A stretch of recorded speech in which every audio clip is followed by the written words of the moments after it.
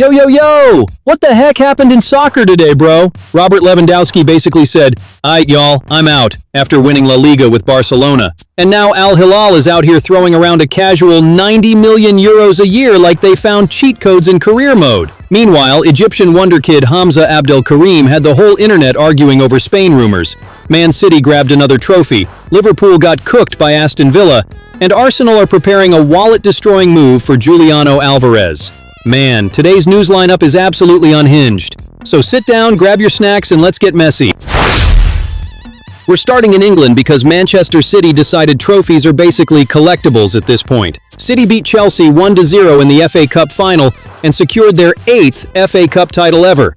And honestly, the first half looked like Pep Guardiola was playing FIFA on beginner difficulty.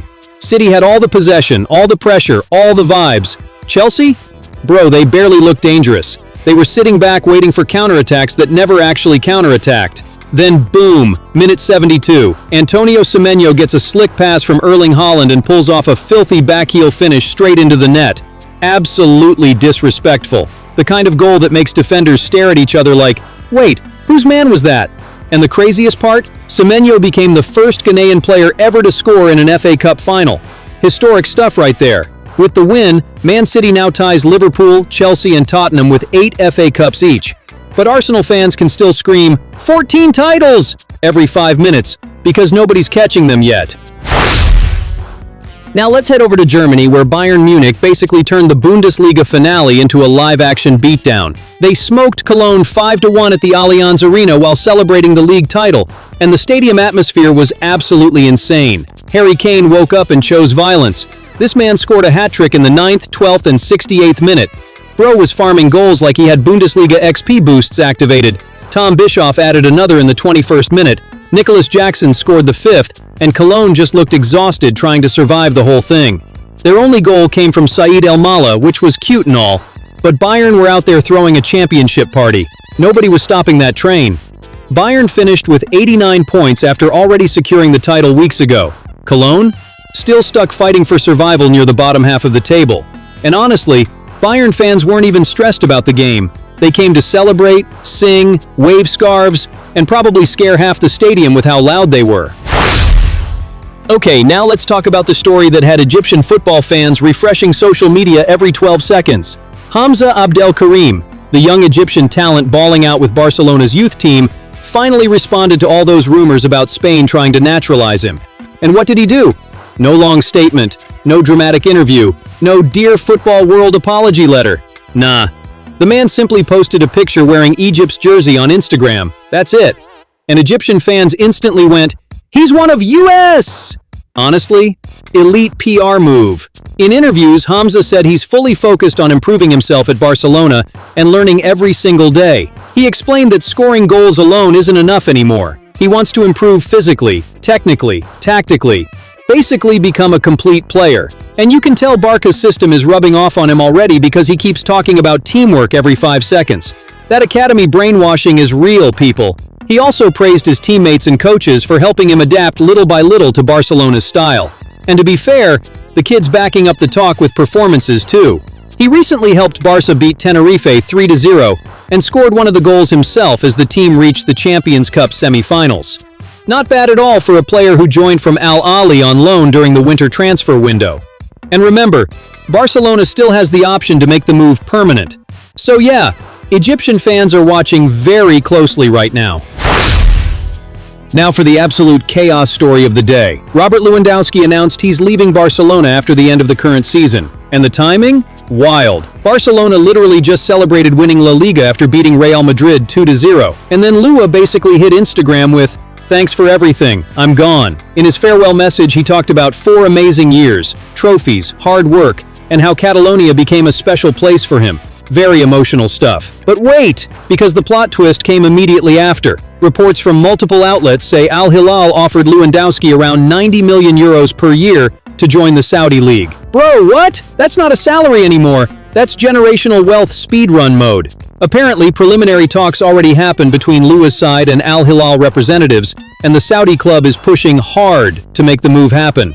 And honestly, Lewandowski reportedly isn't against the idea at all. At 37 years old, after dominating Europe for years, The man might just decide, you know what?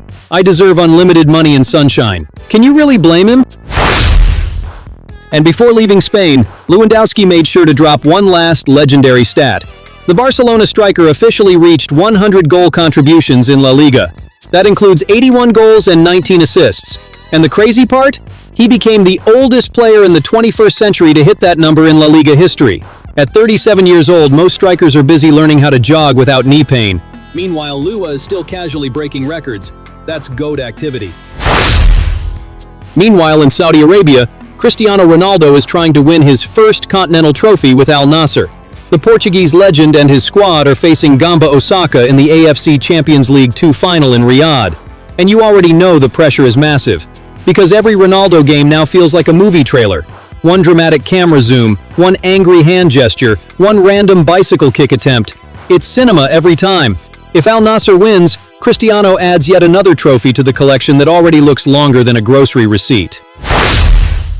Now let's jump back to England, because Liverpool are already planning for the future. Reports say PSG winger Bradley Barcola has agreed to the idea of joining Liverpool this summer. And why is this a huge deal? Because many people see him as a possible long-term replacement for Mohamed Salah. Yeah, heavy pressure right there. Liverpool have reportedly admired Barcola since last summer, especially after Luis Diaz left for Bayern Munich. The French winger had a solid season too, 12 goals and 7 assists in 47 appearances. Quick, explosive, technical, basically the exact type of player Liverpool fans love pretending they discovered before everyone else. Liverpool were also linked with other targets like Yan Diomande and Anthony Gordon, but things are getting complicated financially. So now Barcola looks like a serious option. And speaking of Mo Salah, Fox Sports included the Egyptian king on their list of the biggest stars expected at the 2026 World Cup in the USA, Canada, and Mexico. As they should, honestly. But while Liverpool fans were dreaming about transfers, Aston Villa showed up and ruined everybody's mood. Villa beat Liverpool 4-2 in a game that felt like pure chaos. Morgan Rogers opened the scoring late in the first half with a beautiful finish. Then Virgil van Dijk equalized early in the second half, and Liverpool fans probably thought, okay, cool, comeback time. Ha ha ha ha ha! Nope. Ollie Watkins immediately decided to become prime Ronaldo for no reason and scored twice to destroy Liverpool's defense. Then John McGinn added a fourth goal just to make things extra embarrassing. Van Dijk scored another late goal for Liverpool, but at that point it was basically putting a tiny bandage on a broken building. Villa climbed into fourth place with 62 points, while Liverpool stayed fifth and looked absolutely miserable doing it. And finally, Arsenal are preparing to go full chaos mode in the transfer market. Reports say the Gunners are planning a massive offer for Atletico Madrid star Juliano Alvarez.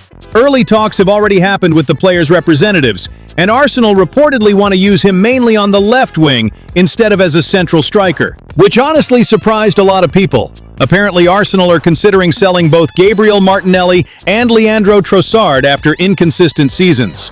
And Alvarez would bring dribbling, energy, creativity, and powerful shooting to that side. But here's the scary part.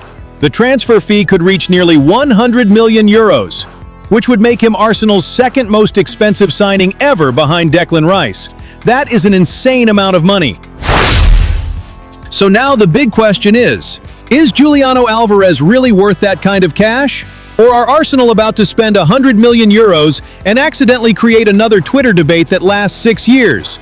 Y'all let me know in the comments. Should Arsenal buy Alvarez for the wing? Or should they focus on signing a pure number 9 instead? And don't forget to like, subscribe, and hit that bell before the next batch of football chaos drops tomorrow.